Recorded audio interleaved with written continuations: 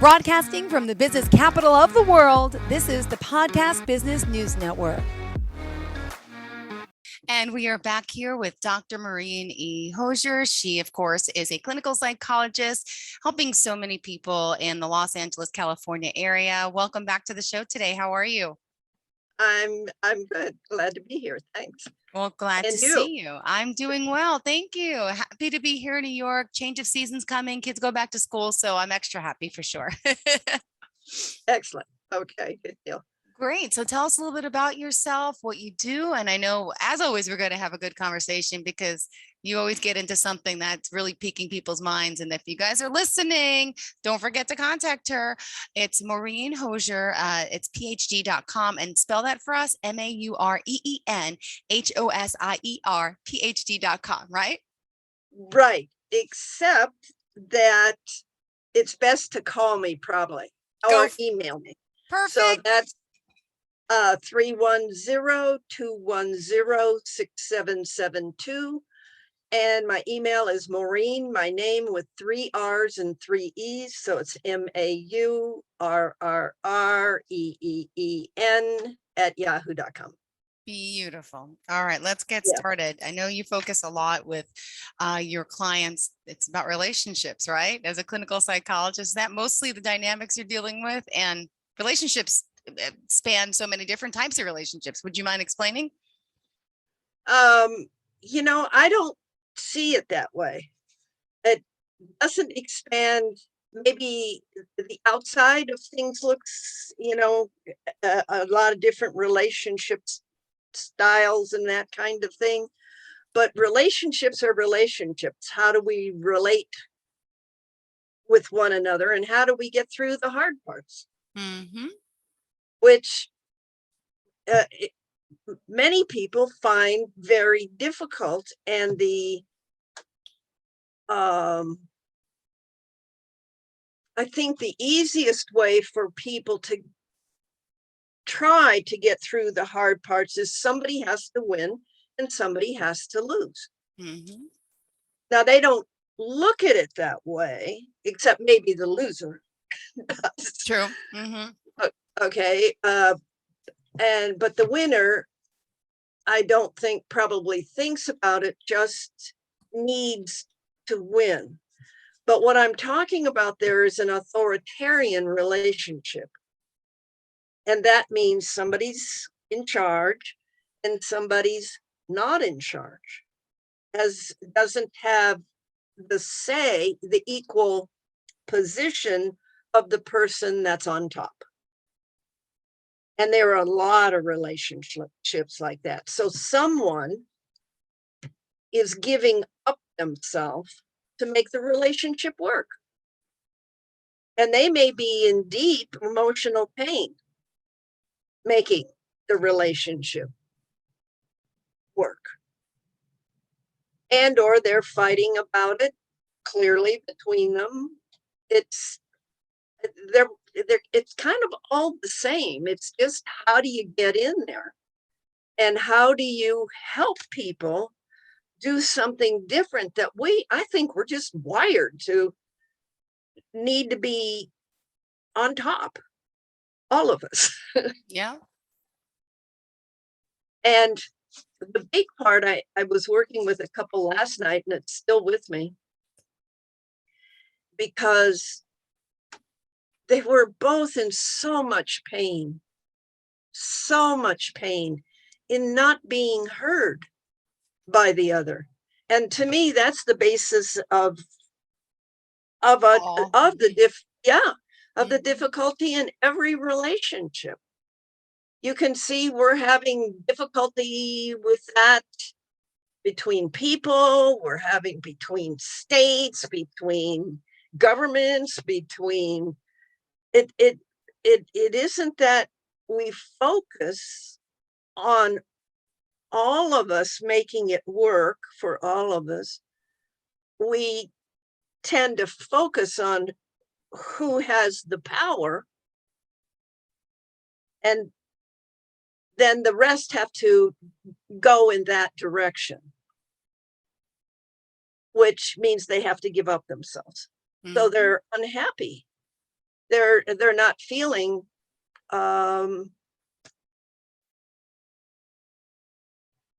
and understood. It's almost like they don't exist in the relationship. So in the experience I had last night, the two people were just screaming to be heard,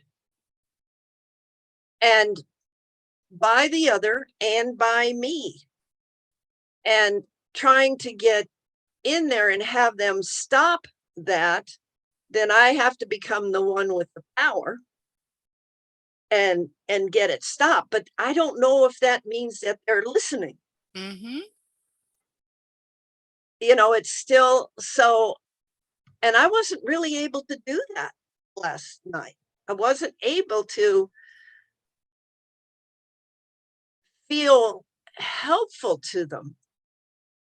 So I'm left this morning with, still going on in my head. What could I do? What could I have done? How could I have handled it differently? Yeah. Because I want both of them to be heard, but they're screaming from such an early emotional, desperate place.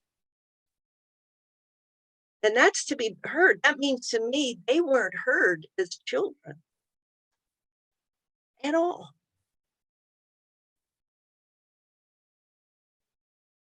And that's, I'm seeing what happened to them in the past. The person that loves them is not hearing them, because in the relationship situation, the person that loves them needs to be heard too. So the very thing that brings them together, it's going to be the thing that kind of breaks them apart. Got it. And it's such an early trauma for many of us. For some of us, not as much. As children, mom had time or dad had time, had patience, had understanding, had received what the little kid is trying to say or be or do, and understand and not take it away from the kid. Mm-hmm.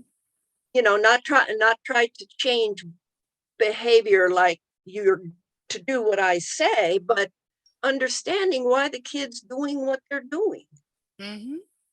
But moms don't have that kind of time to be there in that way. So I go back in my head to thinking about the native, where they have a lot of women there, being there for the children. Mm-hmm. And I think those kids don't experience the control that a lot of us experienced. I could be wrong. I'm but I think somebody being there, someone being available much of the time, unless they're struggling with starving, unless they're with outside kinds of things. But that would be a great environment in to have children. Yeah. Is someone is there to listen and understand where they're coming from. I don't think most of us were understood where we were coming from as children. At least many of us weren't, because we're still screaming Mm-hmm. to be heard and understood. The problem is we're adults and we're screaming. Mm-hmm. And we're talking, we're not talking, we're just screaming, and or we're acting out on our on our pain. And I mean, guns are available, drugs are available, so humans are like a difficult species in a way. We are a species, and we need to know more about how to have it work for all of us. And I think it's in relationships, and I think the start is in early relationships. Mm-hmm. And can we be heard and loved and cared about and understood and valued and appreciated and cherished and enjoyed as children, so we feel that connection of love. A lot of times in some families, many families, there isn't that connection of love. It's just the connection of, we all have to do what we have to do. Mm-hmm. And when that valuing and all those words that I just said can't happen, then there's a loss. And as adults, we're still screaming about it. Make sense? Yeah. I mean, too bad we all can't be raised a certain way, right? If there was a Yes. guidebook to mothers out there and fathers, and yeah, I mean, there's doctors who write books, but not everybody's reading them. I mean, yeah, because all this seems to be happening in childhood. Yes. And that means, I really love your input. You're right there feeling, I think, what I'm saying. Yeah. I've had my own childhood trauma myself. I understand how it makes me as an adult different than most. I could relate to what you're saying, and totally. So I'm with you. And I'm Right. sure our listeners are too. Yeah. Right. Now you need to remind me of what you just said so I Sure. can go back. Because I Sure. did want to address. I said childhood traumas. I said it's about, it all starts Yes. so Yes. early for us. So the childhood trauma, we can access in the present ourselves.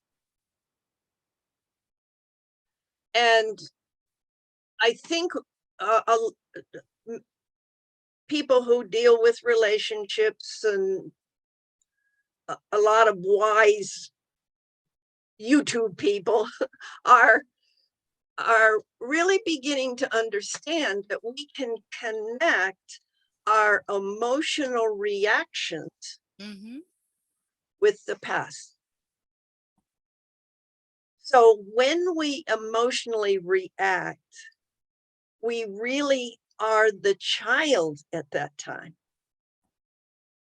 And that's where we were left emotionally in our maturing emotionally. And so we have things to learn Mm-hmm. about growing emotionally more mature. And more mature would mean to me patience, not exploding. It would mean to be heard. It would mean being able to listen Mm-hmm. and work things out with the other person who's able to listen to when we seem to be on different pages. But a lot of us don't get to do that. But I also think we're not aware that we, as adults, we can grow wiser and kinder and more caring. Now, a lot of people don't want that. They'd prefer to have power. So we have an issue there. And that's very immature relating. There's no caring about anybody but themselves. Yeah. And we have a ton of people that, that's where they were left. And if they're loud enough, have enough money, have enough charisma, and they can gather others that believe in them. And then we have a whole group of people acting out and standing up for their rights is what I think they think. Yeah. But and we can see that kind of the craziness that's going on now in the world, in our country, Yeah. in our states. And we are so lucky here in the United States. We're more able to deal with climate change. We're more able to move with climate change. A lot of countries aren't. So relationships are really the basis of our survival here. But if we don't have them, then we're fighting.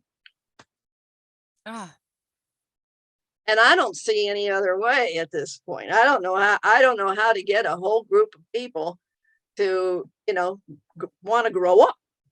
Yeah.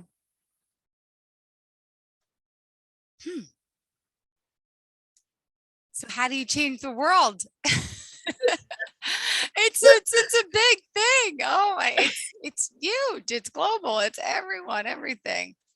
How can we be better communicators, be better listeners? What is there any advice that you could give? And you're the doctor, and she's like, I don't even know. It's hard. That's true. I mean, my experience last night was, I was on the call with them for like 2 hours, and I didn't make a dent. I couldn't get in. And they both were so hurt. And when a human is hurt, they're either angry or they're crying.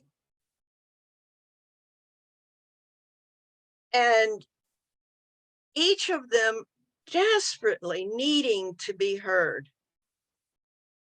And I wasn't able to do that last night, as hard as I was trying. Now, something happened at the end where there was a something was accepted, something was known by both, and they were both very clear. She's saying, I will not be treated like this. Period. By you, I will not be. And it touches her so deeply because she was abused early on, very early on. So it brings back the trauma. She's in the trauma of her past. He's in the trauma of his past. Because he too was not heard, negated, slapped around, controlled as a child. And he is desperately needing to be doing what he needs to do for his acting out child at the time. So they were so hurt because neither one of them could hear each other. They were in the very basis, the very moments of their drama. And there is no hearing. There's only the needing to be heard.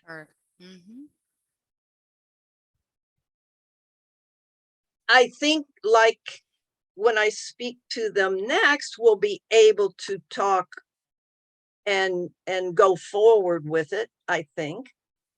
But I think they both heard each other at the end. And they were just, both of them, in so much pain and not being heard and understood and cared about. How do humans do that? How do we care about when we need to be cared for? True. Mm-hmm. That's a huge dilemma. And the only way that I have begun to figure out how to stop that is for people to realize somewhere in that journey of not hearing one another that they have to stop what they're doing. They have to end those moments and go away from each other and then come back when they can listen to each other. And when each of them are only talking about themselves, not blaming the other. If the blaming starts, then they're back into it again. If they can only speak about what's going on for themselves, I felt this when I felt I wasn't being heard by you, blah, blah, blah. There's a care, you can feel the caring going on between the people, the caring about the other in the same moment in time they're speaking about themselves. That's an emotionally more mature thing to be able to do, is hold the other in your mind and not want to hurt them. But how do you get there? Yeah. A lot of people don't care about getting there.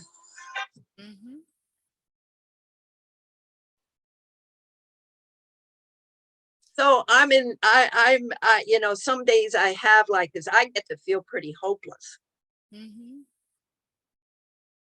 But enough was had at the end that maybe we can go forward from there. A beginning of a caring for each other. And it's in caring that I think our survival is, but I don't, a lot of people aren't going to care about that. So that's where I am today. Wow. So when is this next appointment with that couple? I don't know. They kind of come and go. They're not consistent. Maybe if they were a little more consistent, we could do it. But it's just been such fighting between them. But maybe now we can do something a little more consistent. Yeah. Oh my goodness. And Learn how to get that moment stopped and realize, wait a minute, I care about this person. Yeah. What am I doing? So, and you've got to have that with your kids, those kinds of moments. All the time. They're 5 and 7. Yes. Because I mean, that's it, because adults, there's a lot of adults that are 5 and 7 years old, emotional. Yeah. They just want what they want. Yeah. And are entitled to want what they want and get what they want. But that's normal emotional development. Yeah. That's where kids start out. So adults have to help them realize other people exist. True. But if the adults don't realize that their partner exists, it's kind of stuck. Yeah. So give us advice. What should we do? All right. Tell people out there, give us a little bit of a snippet. What can we do to be better parents, better relationship all arounders, better friends, better partners? Listening, I think, is what I get out of this. Listening. But yes, everyone can listen, but it's about understanding, though, isn't it? Because it's about hearing. But hearing, it's about processing. Yes, it's not just listening. It's about hearing. Yes, listening and hearing the other's viewpoint, the other's experience. Yes, and going, oh, that makes sense. Yeah. And learning how to do that. There is a therapy, it's called imago therapy, and they work very hard on the listening part of hear and learning to hear and understand and have a perspective that the other has a perspective too. That but think about a child. A child is only me. Yeah. Me, me, me, me, me, me, me, me, me. And parents can help with that by hearing their children, because emotionally they're reacting, and emotionally they're wanting you to hear and understand. And when parents have time, they can do that, and they can begin to help their kid also understand that something was going on for the other. The other has what's going on for them. Now that's going to be over time. Yeah. That's in their as adolescents. Wait a minute, let's think about this, because there's more going on, and adolescents can think about it more. Yeah. Well, thank you, because you're instilling more thought in me to how I should be with my children. And I'm hoping people can take away from this show today, as always, take something away and listen. And to my boyfriend, okay, I got to listen and process and understand his one. Okay, I'm good. Thank you. But that, I'm going to say one more thing. It's got to go on both sides. Not just you, because if you find it's only on your side. No, I'm not the good listener. He's the good listener. So I need to be more, it's true. So I got to work on myself. I know that. Yes. Okay. All right. Thank you. Good deal. You're welcome. And Maureen, how do we reach out to you? Would you mind sharing your phone number again? It's 310-210-6772, and email Maureen, my name, MAURRREEEN @yahoo.com. It's not through my website, but that's not how to get me. You'd rather the calls is better. Gotcha. Thank you so much. No, the calls. No, that's not. The email address is great too. Not email address on my website. I need to get that off of there. All right, perfect. So we'll direct them there. Thank you so much. Have a great day. Thank you. You too, Jill. Bye. Are you looking for even more of the podcasts and hosts that you love? The Podcast Business News Network is proud to announce that you now have even more ways to listen live. Check out the MyTuner Radio, online radio box, and Simple Radio apps on iOS and Android, or find us online. Search for Business News Network on mytuner-radio.com, or search Podcast Business News Network on streama.com and onlineradiobox.com/US. Take your podcast on the go and don't miss a minute of the action.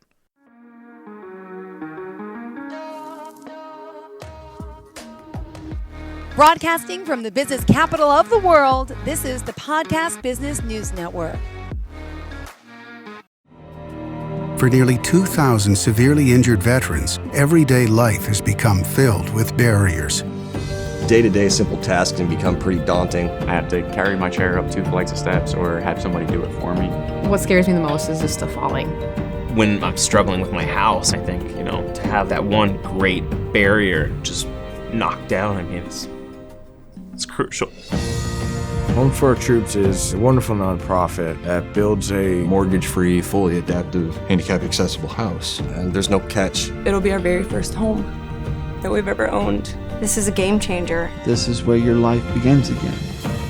We need you to join us in completing this important mission. Please visit hfotusa.org and help build homes and rebuild lives. Because of you, everything's going to be okay.